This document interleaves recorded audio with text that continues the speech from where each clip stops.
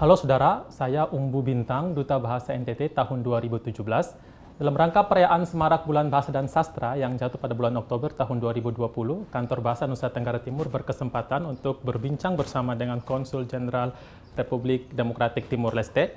Dan pada siang hari ini telah hadir bersama-sama dengan saya, Bapak Jeswino Dosres Matos Carvalho selaku Konsul Republik Demokratik Timur Leste, dan merupakan sebuah kehormatan untuk bisa berbincang bersama-sama dengan beliau. Selamat siang Bapak, apa kabar? Selamat siang, baik. Pertama-tama saya ucapkan terima kasih Pak atas kesediaan waktunya untuk memberikan kami kesempatan untuk berbincang-bincang bersama dengan Bapak.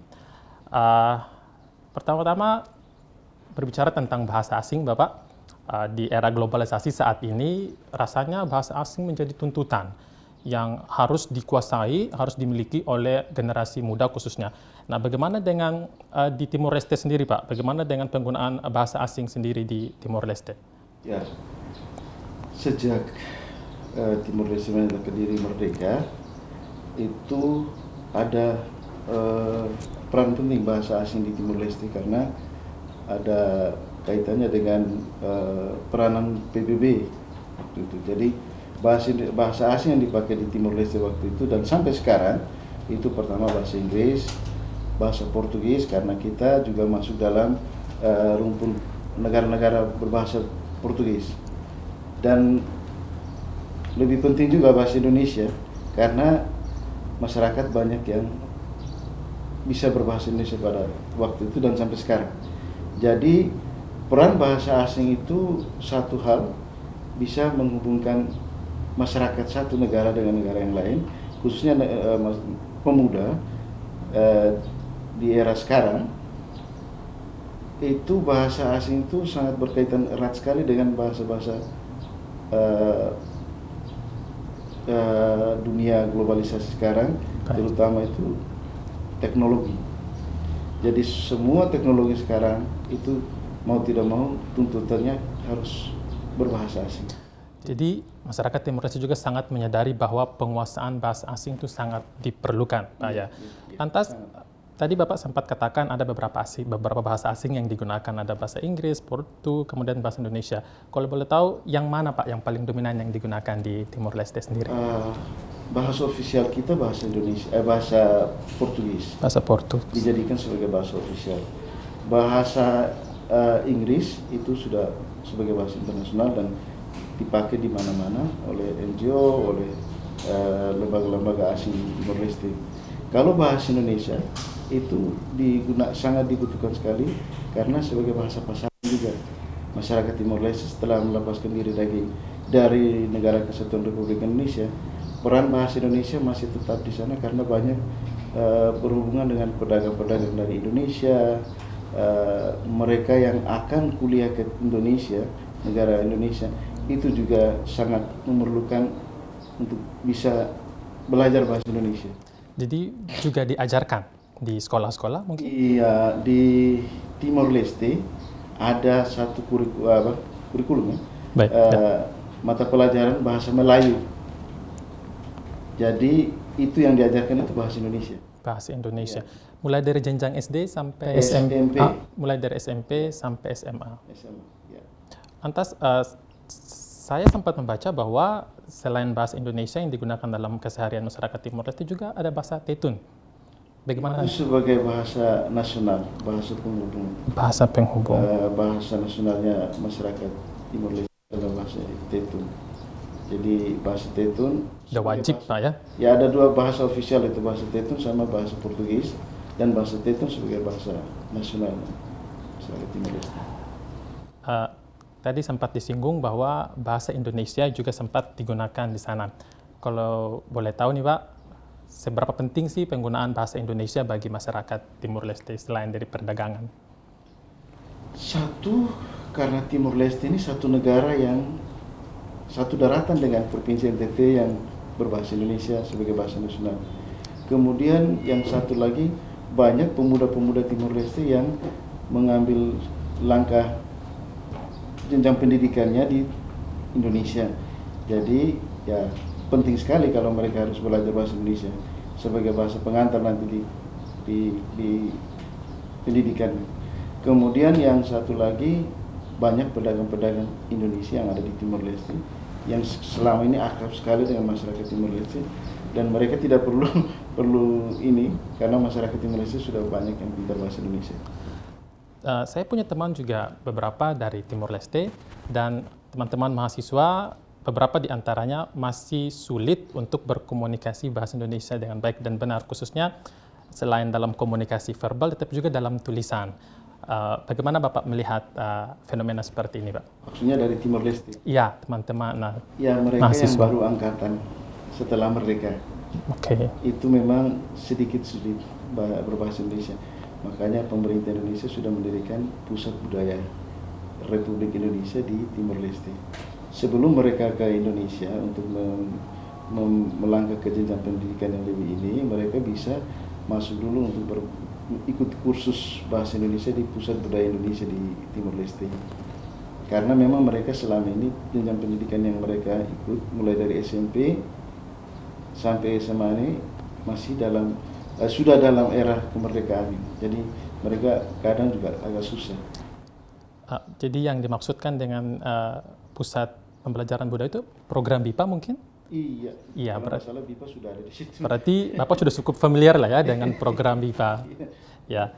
Jadi mungkin bagi saudara-saudara yang belum tahu tentang program BIPA merupakan program bahasa Indonesia bagi penutur asing, di mana Timor Leste juga merupakan salah satu negara yang bekerja sama dengan Republik Indonesia untuk melaksanakan program ini. Baik, Bapak, kita lanjut ke program BIPA nih, Pak. Menurut Bapak, apakah program BIPA ini memungkinkan untuk membantu kemampuan berbahasa Indonesia bagi mahasiswa, khususnya teman-teman pemuda yang ingin belajar ke Indonesia? Sangat-sangat membantu. Itu suatu langkah dasar bagi mereka untuk menyiapkan diri sebelum menuju ke kampus di Indonesia.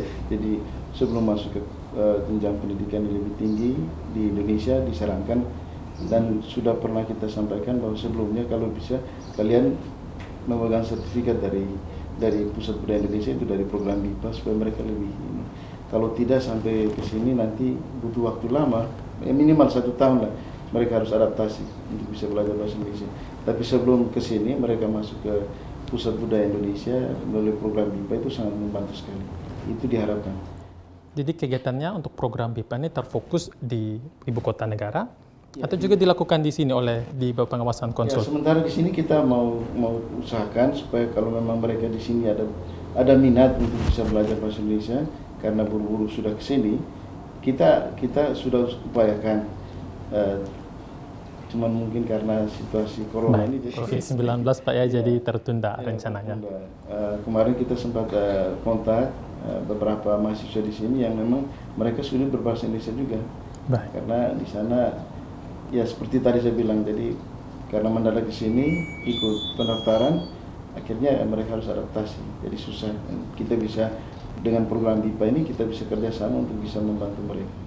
Jadi ada kemungkinan bahwa program BIPA akan dilaksanakan di Kota Kupang di bawah pengawasan dari Konsul Republik Timor Leste. Sudah seharusnya. Sudah seharusnya. Jadi tidak hanya terfokus di ibu kota negara di Timor Leste, tapi juga ada di sini, di mana tempat ini juga banyak mahasiswa dari Timor Leste, supaya mungkin kalau bahasa Indonesia sudah agak sedikit lupa, bisa belajar lagi kembali di sini.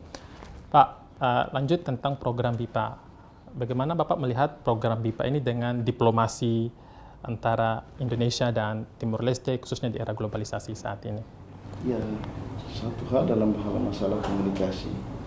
Jadi Indonesia sementara ini ya kita sangat mengharapkan terutama hubungan baik antara dua negara ini, ya dalam hal perekonomian, juga masalah-masalah yang lain, pendidikan, kerjasama yang selama ini kita jajaki itu di beberapa kementerian, dari peternakan, pertanian, semuanya itu berbasisnya ke bahasa Indonesia. Jadi ya,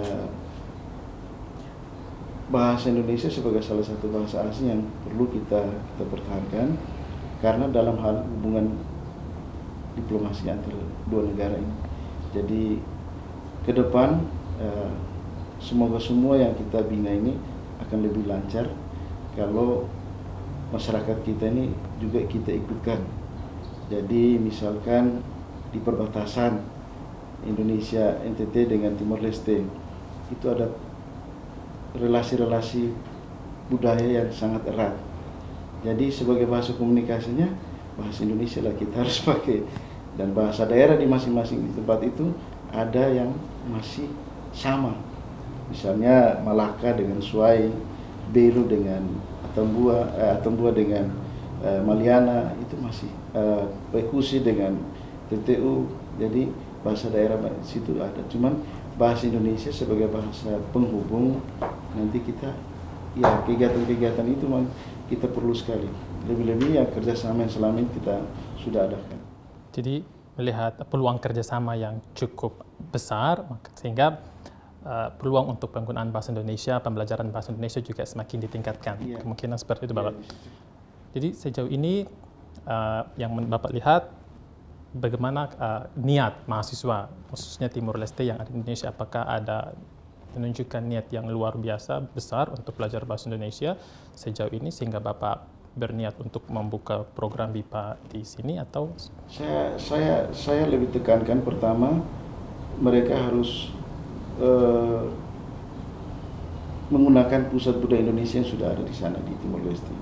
Kalau toh mereka terlanjur ke sini karena waktu pendaftaran sudah ini dan mereka buru-buru ke sini kan, mereka belum mempersiapkan betul-betul dalam hal ini berbahasa Indonesia yang baik, kita akan fasilitasi. Dan itu sejak awal kita sudah bicara, cuman karena ada kendala sedikit dengan masalah COVID dan ya itulah jadi kendala. Jadi nanti kalau memang dengan BIPA di NTT kita bisa ke depannya kita bisa membenahi kembali. Kemarin memang ada beberapa mahasiswa yang sudah berniat, cuman kita akan lihat bagaimana kita bisa fasilitasi tempat atau dan tentunya Bapak Ibu dari kantor bahasa akan dilibatkan dalam program ya, ini. Jelas. Baik. Terima kasih Bapak untuk perbincangan kita pada pagi hari ini. Semoga ini juga menjadi motivasi buat teman-teman yang sementara belajar di Indonesia yang punya masalah, kendala dengan bahasa Indonesia. Tadi Bapak Zaito sudah mengatakan bahwa akan dibantu atau akan difasilitasi. Sekali lagi terima kasih Bapak untuk waktunya, untuk kesempatannya. Sekalipun di masa pandemi COVID-19, Bapak masih memberikan kesempatan bagaimana untuk berkunjung di kantor Bapak. Sekali lagi saya ucapkan terima kasih. Baik saudara, demikianlah perbincangan saya bersama dengan Bapak Konsul Republik Demokratik Timor Leste di Kupang. Harapannya melalui perbincangan kami pada siang hari ini dapat memotivasi teman-teman khususnya mahasiswa dari Timor Leste yang mengalami kendala dalam penggunaan bahasa Indonesia. Saya Umbu Bintang, salam literasi.